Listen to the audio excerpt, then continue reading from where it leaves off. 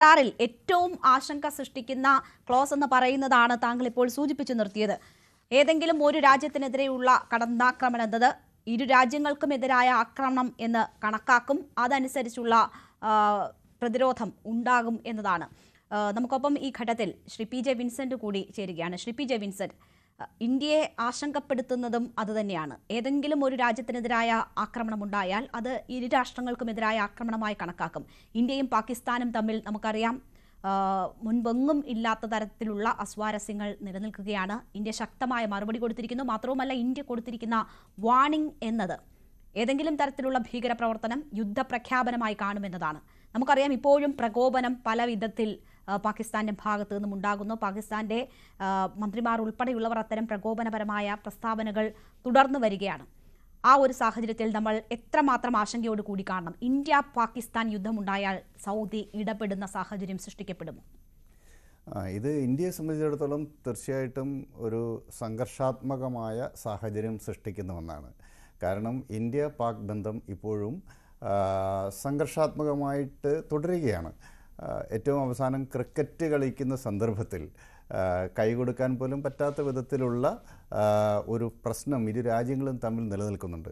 അത്തരമൊരു സന്ദർഭത്തിൽ strategic mutual defence agreement എന്നത് ഇന്ത്യയെ സംബന്ധിച്ചിടത്തോളം പ്രശ്നമുണ്ടാക്കുന്നതാണ്. അതേസമയം തന്ത്രപരമായി 1947 പാകിസ്ഥാൻ ഉണ്ടായ സമയത്ത് പാകിസ്ഥാനെ ആദ്യമായി അംഗീകരിച്ച രാജ്യം സൗദി അറേബ്യയാണ്. 1951 തന്നെ അവർ സൗഹൃദ ഉടമ്പടി ഉണ്ടാകുന്നുണ്ട്. 1982 അവർ mutual cooperation strategic cooperation agreement ഉണ്ടാകുന്നുണ്ട്.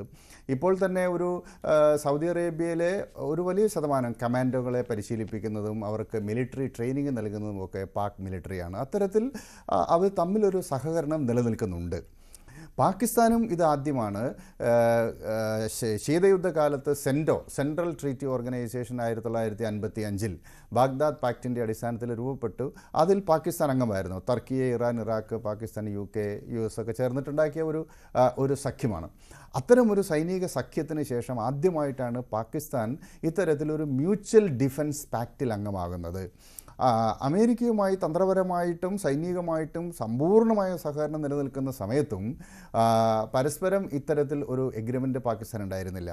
ഇപ്പോൾ ഏകദേശം ചൈനയുടെ ഒരു സാമന്ത രാഷ്ട്രമായി അവർ നിൽക്കുന്ന സമയത്തും ചൈനയുമായിട്ടും ഇത്തരത്തിലൊരു എഗ്രിമെൻ്റ് ഇല്ല. അതേസമയം സൗദി അറേബ്യയുമായിട്ട് ഒരു എഗ്രിമെൻ്റ് ഉണ്ടാക്കിയിരിക്കുന്നു. അതിൽ താങ്കൾ സൂചിപ്പിച്ച കാര്യം വളരെ പ്രസക്തമാണ്.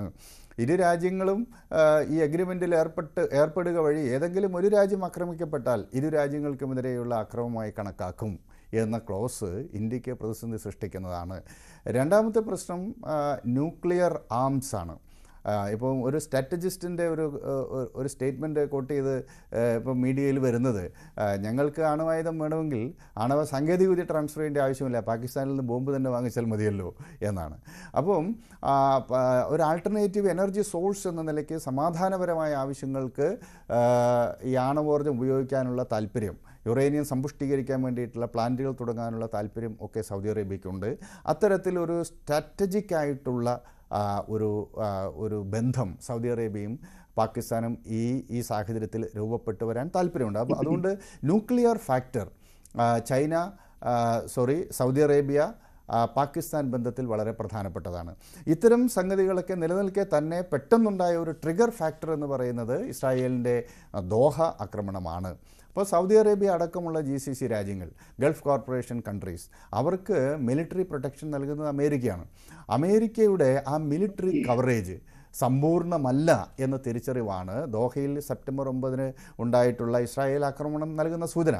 അതായത് ഇസ്രായേൽ ഗൾഫ് രാജ്യങ്ങളിലേക്ക് അതിൻ്റെ ആക്രമണം വ്യാപിച്ചാൽ, ഏതെങ്കിലും ഗൾഫ് രാജ്യങ്ങളെ ആക്രമിച്ചാൽ അമേരിക്ക അതിന് സൈനികമായ സംരക്ഷണം നൽകില്ല എന്ന വ്യക്തമായ സൂചനയാണ് ഈ ഇപ്പോൾ ദോഹ ആക്രമണം നൽകുന്നത്. അതുകൊണ്ട് അപ്പോൾ ഇത്തരമൊരു സാഹചര്യത്തിൽ ഒരു പ്രാദേശികമായ ഒരു ആൾട്ടർനേറ്റീവ് എന്ന നിലയിൽ പ്രാദേശികമായ സൈനിക സഖ്യങ്ങൾ ഉണ്ടാക്കേണ്ടുന്നത് സൗദി അറേബ്യയ്ക്കും അനിവാര്യമാണ്.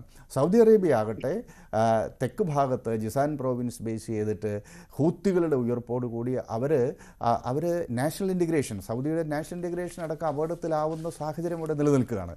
മാത്രമല്ല ഇറാൻ്റെ ശക്തമായിട്ടുള്ള ഒരു ഭീഷണിയും അവരുടെ മുന്നിലുണ്ട്. അപ്പോൾ സെക്യൂരിറ്റി ത്രെട്ട് സൗദി അറേബ്യക്കുണ്ട്. അതിനെ അതിജീവിക്കാൻ ആ മേഖലയിൽ ഒരു സൗദി കൂട്ടായ്മ ഉണ്ടാക്കാൻ വേണ്ടിയിട്ടാണ് പരിശ്രമിക്കുന്നത്. അതിൽ ടർക്കിയെ ഉണ്ട്.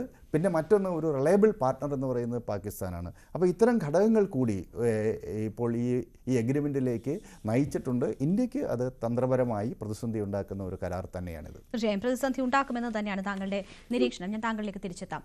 ശ്രീ രഘുനാഥ് നായർ